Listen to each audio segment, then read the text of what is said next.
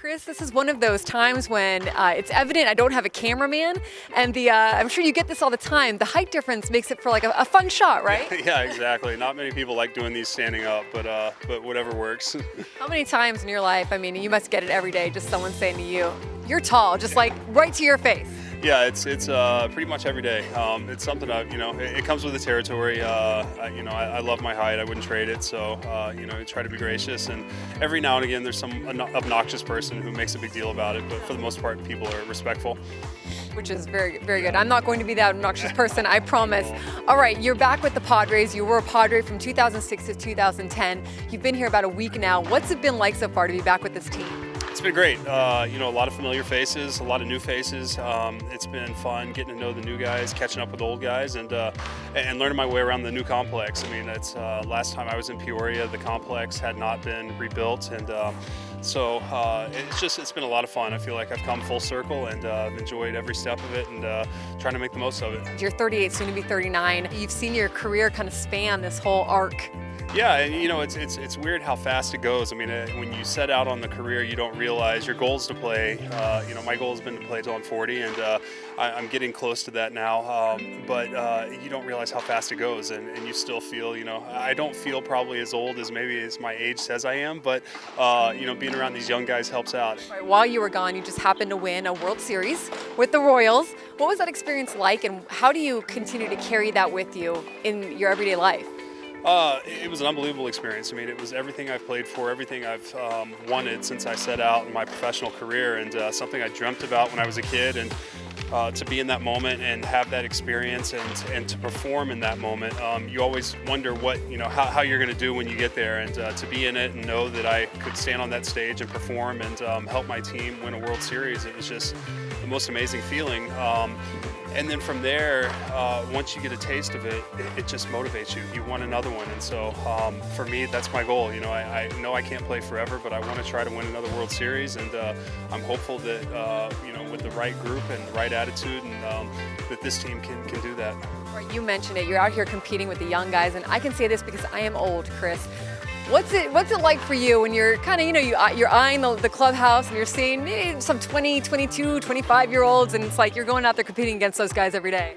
Well, it's fun. It's fun being around them. I think that my wife jokes that I have age dysmorphia because I'm around these young guys so often that I realize that, or I think I'm younger than I am. But they keep you young, they keep you fresh, they keep you up to speed. Some of them are closer in age to my own children than they are to me now. So you can identify though. Yeah, exactly. I can't identify, but I also try to impart a little wisdom on them. Things that guys like Trevor Hoffman and Greg Maddux and Woody Williams and Doug Brocail and some great teammates that I had here in San Diego passed along to me and sort of showed me the way to conduct yourself as a professional and what it takes day in, day out to perform this job at the highest level. And so, it's not just about talent. There's so many other things that go into it, and I'm very fortunate to still be doing it. You're no stranger to comebacks. I mean, you've had some down years and you've rebounded from that. What is your secret to a long career? Oh, well, I've had a lot of ups and a lot of downs, and, a lot of injuries along the way. I had basically 4 years of shoulder issues that I couldn't figure out, and it took away 4 years of my career. And then now that I feel like my shoulder feels healthy again, the last 4 years I've been pain-free, and I'm excited about that. Really just showing up every day and having a routine, sticking to it. And I always say that the results are a function of the process. And if you check all the boxes off in the process, then the results normally take care of themselves. And so for me, it's just going through that process and knowing what I have to do day in, day out, focusing one day at a time, and then coming back the next day with the same drive, same focus, same energy, and then more often than not, the results turn out pretty favorable. So, and that's been my experience, and that's what I expect to happen again. What's the one thing you see with the young guys that you kind of want to shake them and be like, no, don't do that? Like, is there one thing that you're kind of like, man, if I could tell all of them this, I would say this one thing? Oh man, and it's not specific to any one person, but just don't let baseball define you. That's been the key for me, is that knowing that there's a world outside of baseball. We're so fortunate to play a game for a living. we're extremely blessed, and you know, there's nothing I'd rather be doing, but by no means don't let it define you. Don't get caught up in the lifestyle or the fame or anything like that. Just know that it's fleeting, and if you stay humble, stay true to who you are, stay focused, good things will happen. Sounds like getting to 40 playing baseball is the goal for you. If you were to be sent down to the minors, would you be done? Or is it like make the big leagues or bust? Yeah, I mean, that's a great question. I don't foresee that happening. I feel like, you know, right now I'm pitching for 30 clubs. I would love to be a San Diego Padre, but I have an opt-out at the end of spring, and I'm either going to be myself in terms of production and performance out between the lines, or if I'm not and I struggle, I realize there comes a time for everybody to hang them up.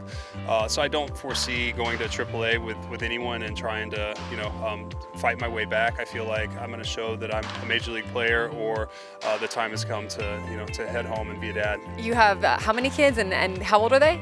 3 kids, 9, 7, and 5, and they've been there every step of the way. They're a motivating force for me, and you know, in this attempt to get back to who I can be, and I want to set an example for them that if you work for something in life, you can achieve it. I want my children to see that, you know, when you commit to something, you put in the work, you put in the effort, and you believe in yourself, that you can accomplish great things. And you know, while I think they probably understand that to an extent, I want them to see it firsthand and get to experience it, you know, as children, and watch their dad, you know, live his dream. And I'm hopeful that one day they'll be able to live theirs too. People don't know this about you. You played basketball at Princeton as well as baseball.